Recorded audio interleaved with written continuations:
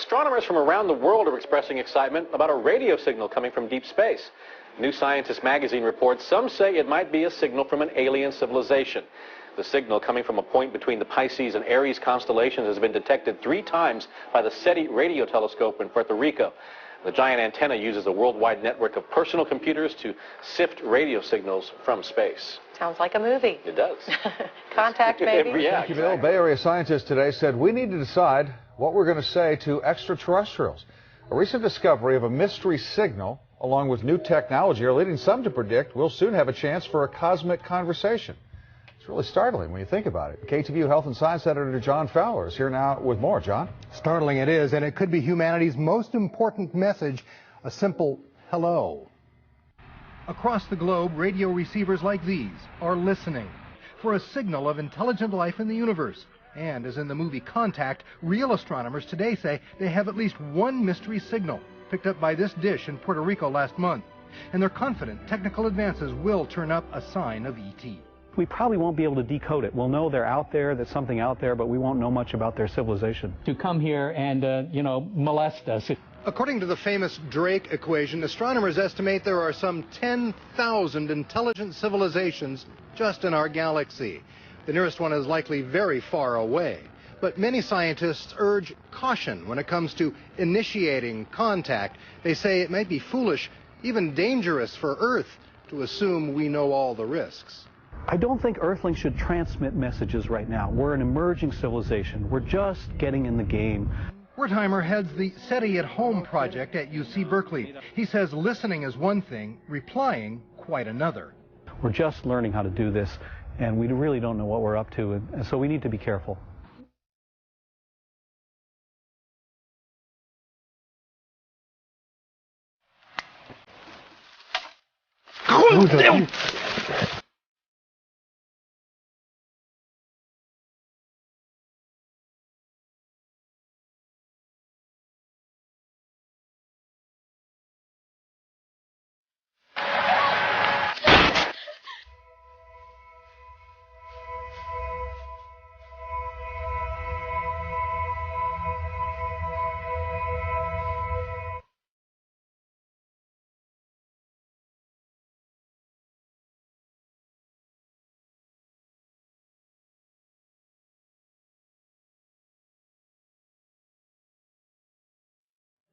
But in 2001, suddenly the media paid some interest, because then something appeared that was almost impossible to overlook. Right behind me is Britain's largest radio telescope, the Chilbolton Observatory. And here it was that the greatest sensation in the crop circle history was to appear in the fields right in front of the telescope. On the morning of 14th of August 2001, a formation was discovered which was different from any other previously seen. From the ground it looked like a tangled mess, wisps of crops spread around in no system. However, in the evening with growing shadows, a picture appeared, unmistakably that of a face. That picture represented a whole new technique, a screen technique, the same that's used for printing a picture on paper. 3 days later, the face was joined by something that looked like a data strip. Rows of counters made out of standing and flattened crop. But soon an astonishing similarity is discovered. In 1974, the astronomer Carl Sagan composed a message that NASA sent into space from the Arecibo telescope in Puerto Rico. Binary figures which constituted a graphic code presenting key factors about humans and the planet we live on.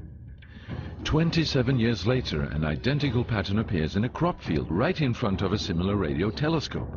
However, on closer inspection, it seemed to show that the code contained some fundamental differences. Sagan's message explained our calculation system, the dominant chemical substances within the elements that create life on Earth, about our DNA code, humans' height and quantity, and that we live on the 3rd planet in our solar system. And lastly, a sketch of our radio telescope.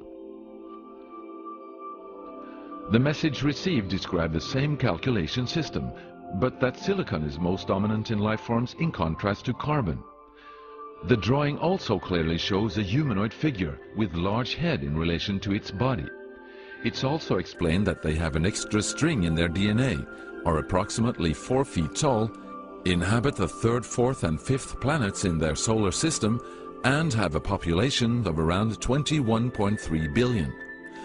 Underneath, the telescope has been replaced by something more complex. 1 year earlier, a strange crop circle had appeared in the same place. Is this the same illustration as in the sender's code?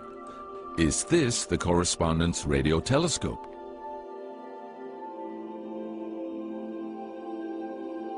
If this is not an extremely clever and well-calculated joke conducted by humans, is it a serious response from an alien civilization? The Chilbolton crop formations really gave new life to the speculations of who is behind this. Is it aliens? Where do they come from? And what is their purpose of this type of communication? The following year, very nearly on the same day, a new picture appears that gives new force to the alien theory, this time in Crabwood, near the town of Winchester in Hampshire. Once again we see a face, but this time there is an unmistakable resemblance to something extraterrestrial. The picture also contains a print, somewhat similar to that of a CD, with something that appears to be a coded message. This formation also has a new type of design, this time with horizontal line patterns of variable thickness, similar to that of a TV picture. The message on the disc is similar to a spiral band built up of many boxes. But data expert Paul Weige manages to decipher the message. And I had to enlarge the disc quite substantially on the computer and run some image analysis over it to make it clear so that I could see what was a standing tuft and what was flattened. And while I was doing this, I noticed that every so often there was almost a mistake in the diagram. It was like there was a tuft, where the little square tuft, it had done sort of half size. I thought that's a bit odd, and it seemed fairly regular. I was going round, and I sort of counted up, and it was sort of literally every sort of 8 bytes or whatever. And I thought, oh, 8 bytes, and yeah, from computer side, is obviously some sort of binary code. So then I did the straightforward thing. I just converted it into ASCII, which is the standard sort of computer language that you encode the alphabet in. And of course I then started to get words forming out, and I thought, I'm getting somewhere here. So I then did the whole thing for the whole lot, and got this message. The message is in English and reads as follows. Beware the bearers of false gifts and their broken promises. Much pain, but still time. There is good out there. We oppose deception. Conduit closing. Many have been surprised by this message. Are there aliens with such faces that we should be aware of? Or is this a picture of the sender? Does this indicate the start of actual close contact with neighbors in the universe? My own, and this is only a hypothesis, belief about this, is that there's an effort of the extraterrestrials are gradually trying to communicate with us, a very slow process, giving us a lot of time to digest the fact that we may not be alone here.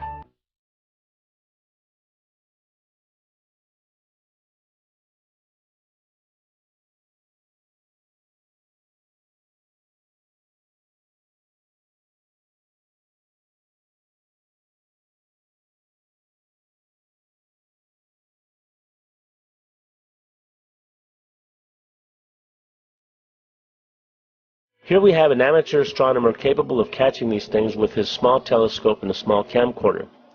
As it always goes with discoverers of great things, he has no funding, no high-end telescopes, no high-end cameras. He has found something that through his apparatus that he invented is capable of capturing interstellar spacecraft.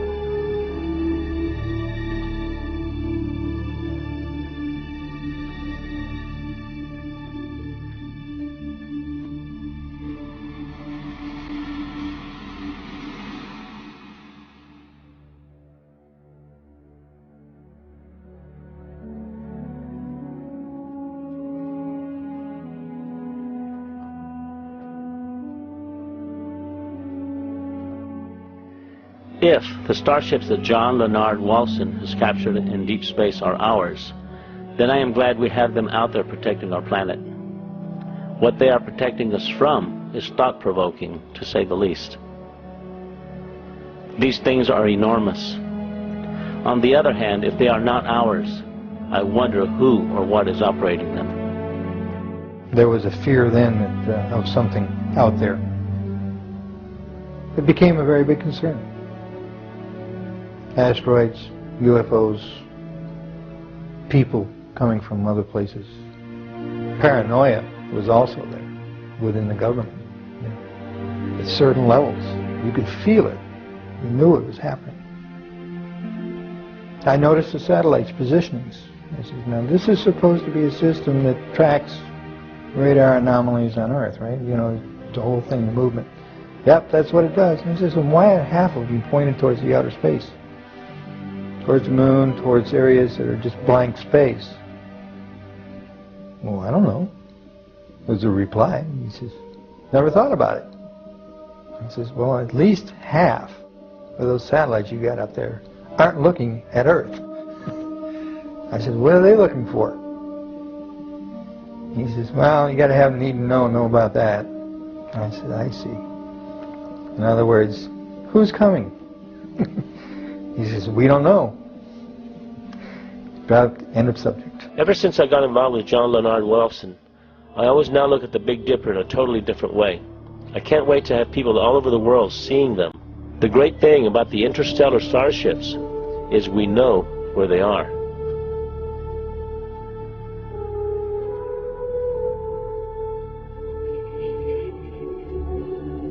One of the scientists said it's the Star Wars project. Okay, if that's the case, where were we when they put these things up there? When one thinks how much one large structure weighs, it's inconceivable how we got it into deep space. The machinery it would take to construct one of these things is no less conceivable. And the fact that they can expand and transform into different shapes in deep space is extraordinary. There are questions I have. If they are man-made, then we must have technologies that are way beyond our comprehension. What kind of energy systems are being applied here? This is one big puzzle that has yet to be solved, or at the very least, acknowledged.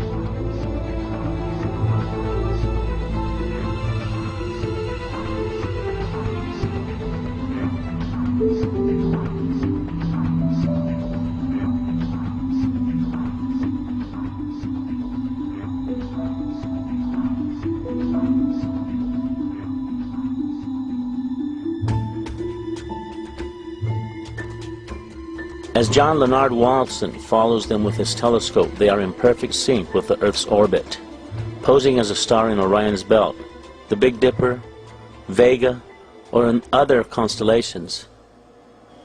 This means that perhaps if one structure is 2.5 light years away, it may be orbiting around Earth at millions of miles per hour. With those kinds of velocities, and with the capability of being able to effortlessly change and transform, it takes an enormous amount of energy.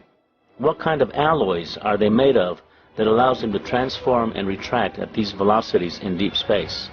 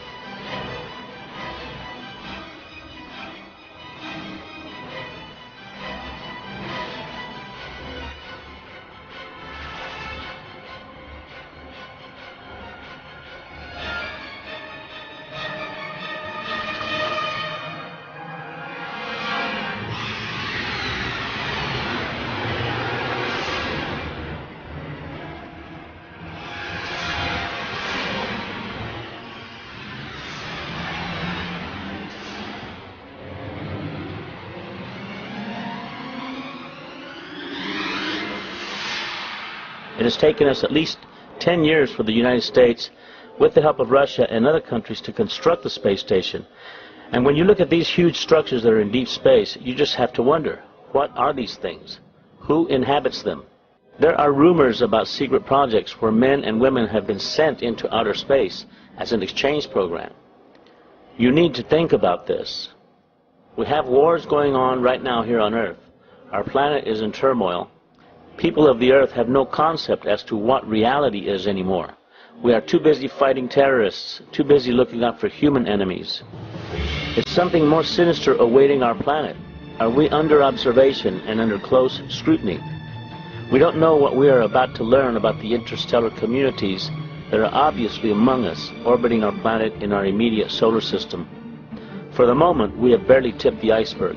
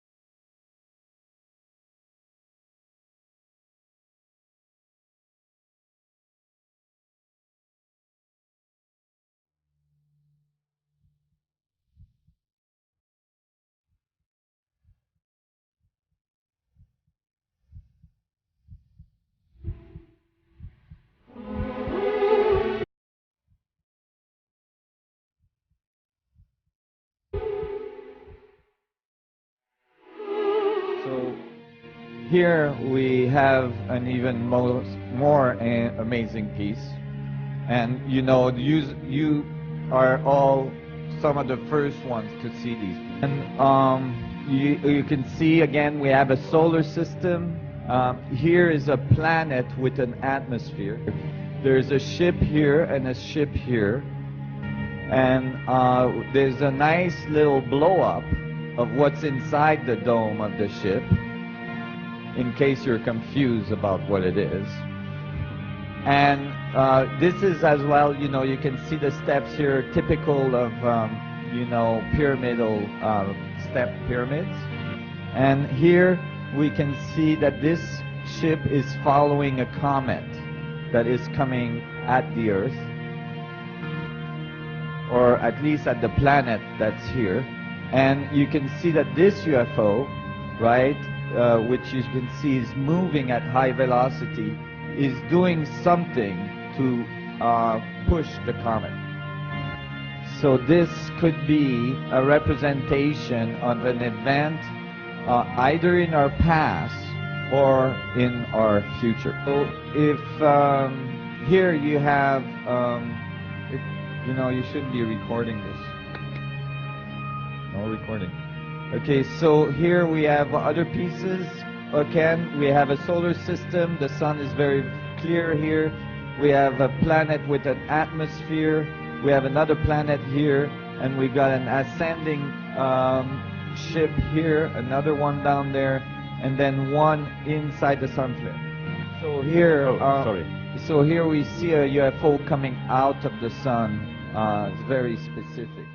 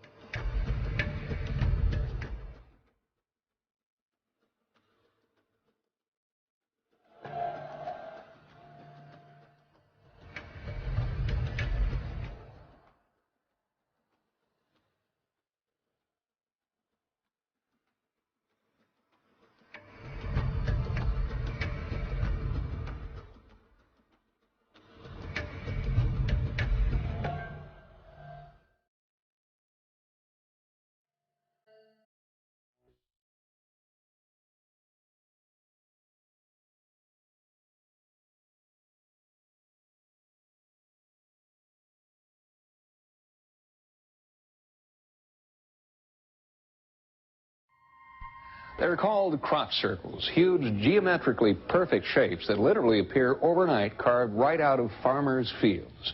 Some believe they're UFO landing pads. Others think they might be some sort of cosmic road sign.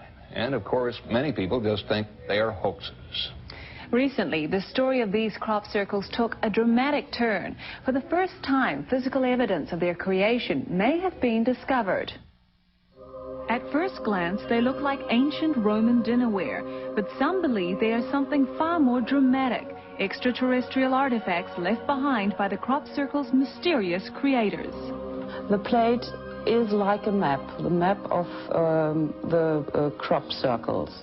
You know, the same signs you saw on the fields, you saw on the plate. These are ancient, sacred symbols, and in my opinion, the phenomenon appears to reawaken our hidden memories of these ancient symbols of communication, to tell mankind that we are really entering a new age, the age when the gods return.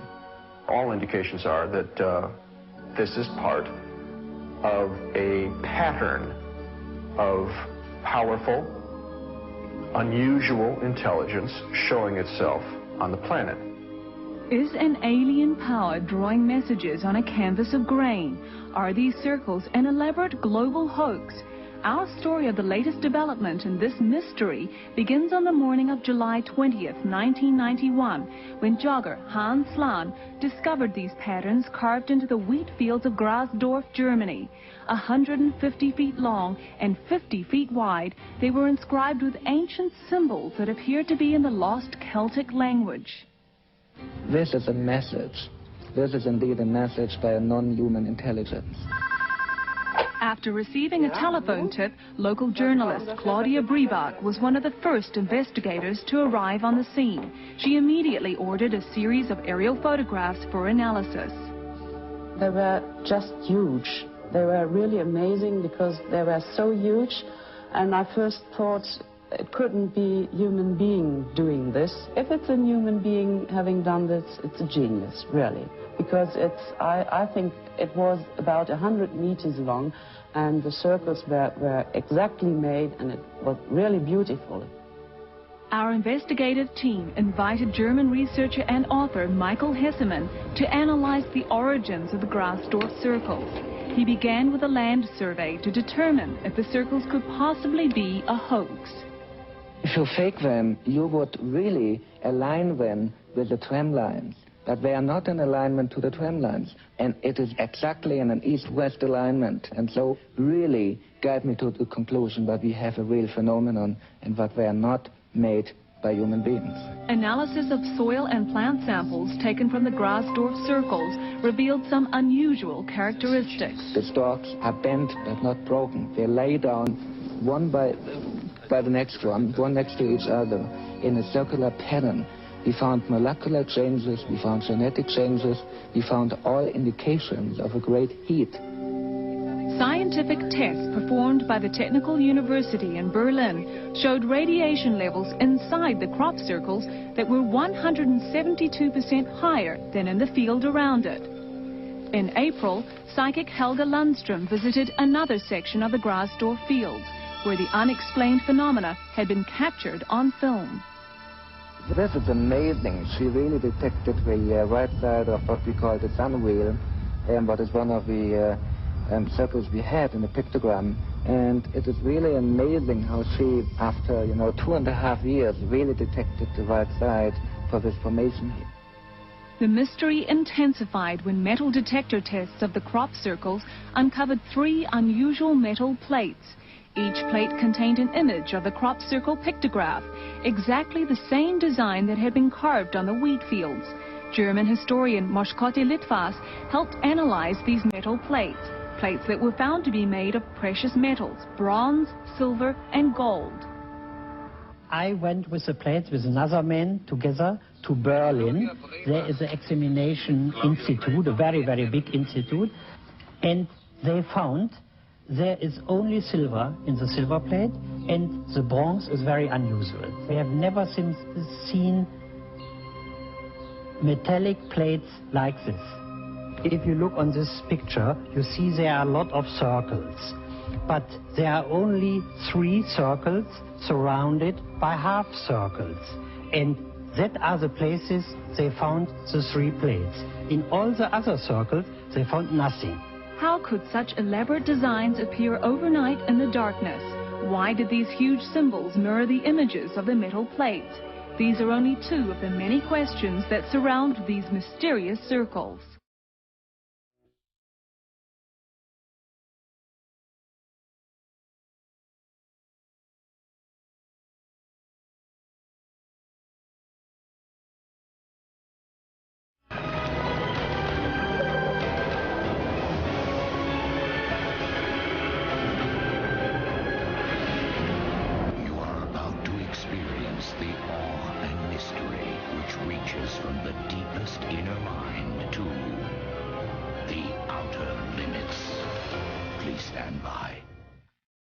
It's New York City. It's March 7th. Well, partly it's taken to these very strange images that are behind your head right now. These are pictures of equations. I've been, for the last 15 years, trying to answer the kinds of questions that my colleagues here have been raising. And what I've come to understand is that there are these incredible pictures that contain all the information of a set of equations that are related to string theory. And it's even more bizarre than that, because when you then try to understand these pictures, you find out that buried in them are computer codes just like the type that you find in a browser when you go surf the web.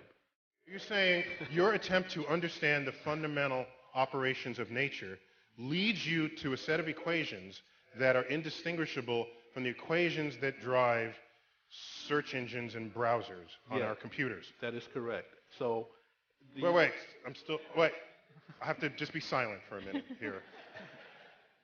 So you're saying as you dig deeper, you find computer code writ in the fabric of the cosmos? Into the equations that we want to use to describe the cosmos, yes. Computer code? Computer code, strings of bits of ones and zeros. It's not just sort of resembles computer code. You're saying it is computer code. It's not even just is computer code. It's a special kind of computer code that was invented by a scientist named Claude Shannon in the 1940s. That's what we find very, very deeply inside the equations that occur in string theory and in general in systems that we say are supersymmetric. Some of those codes are showing on the screen behind you right now. They don't look like codes, but these pictures, which we call adinkras, are graphical representations of sets of equations that are based on codes. That in the description of our universe, that is a supersymmetrical universe, which we were going to test in the LHC. If you believe that description, I can show you the presence of these codes. That's my statement. Do you have any predictions in your ideas, or any ways to test any of your ideas any more than, say, the guy over on the screen? The work that I'm doing is, in fact, so theoretical that we don't understand yet whether it is even possible to complete the program. We have found these strange graphs. We know that they are equivalent to equations, and we have found in these equations computer codes. And so that's where we are right now. So I cannot give you a prediction. This work is less than 2 years old. But it's not that you recognize that you will need a prediction in order to. Someone recently asked me, said, well, you don't care about experiments, do you? And I said, no, that's exactly wrong, because you see, I have spent my career as a researcher worrying about supersymmetry. I would want to see an experiment before I shuffle off this mortal coil, so that I know that I did not waste my entire professional life. This is towards Dr. Gates. I'm curious about your theory. You say there's computer code in these equations. Now, computer code is generally just instructions for a processor. And I'm curious as to what the instructions you're finding are. And if you're not sure what's to say that it's actually computer code, I mean, theoretically, the number pi has all the data that's ever existed. Well, we say that they're computer codes. You mean the digits in pi? Yes. Yes. Okay. We say they're computer codes, first of all, because the structure of the equation is such that they dictate that there are certain things that are actually strings of ones and zeros. That's just digital data. But it's not just random ones and zeros. As I mentioned earlier, let me talk about something that you probably do every day, but I don't know if you're a computer scientist or not. Most of us sit at our... Sounds that kind of fluency, I said. Okay, well, most of us sit at our computer screens and we type on the keyboards, and we then send these, if we're using a browser, we're sending strings of ones and zeros elsewhere. But on the other hand, in the transmission process, there's always some fluctuations. So 0 that you type here because of static in line might be read as a 1 at the other end and vice versa. And so in fact, when you sit and type on the keyboard, your computer's doing something behind your back. Namely, it throws in a bunch of extra ones and zeros, and these things are called error correcting codes, so that the computer at the other end can look at the whole collection of what you typed plus what was sent and figure out if there were bits that were being flipped back and forth. And that's how you get accurate transmission of digital data. Among the codes that are used for this purpose are a special class of codes that are called block linear self-dual error correcting codes. They were first, in fact, the Shannon extended checksum code is an example of one of these things. These are the codes that we find buried in the equations. Not just any code, but these self-dual error correcting block codes. It's quite remarkable for anyone that I've talked to. We have no idea what these things are doing there. Any literature out? I'm sorry? Do you have any literature out that... I can give you technical references that almost nobody in the world can understand. But Jim, I thought you had a popular level article on this? Thank you. Yes, actually, so this past June, the British journal Physics World asked me to write a popular level description of what we have found. So in the June edition of Physics World, and it's published in London, the cover story is called Symbols of Power. It's about these weird symbols that have been showing behind us. We call these things adinkras. And so for a popular level description, yes, we've written that. But other than this one popular level description, it's all technical gobbledygook. And that's a technical term, by the way. Gobbledygook. Thank you.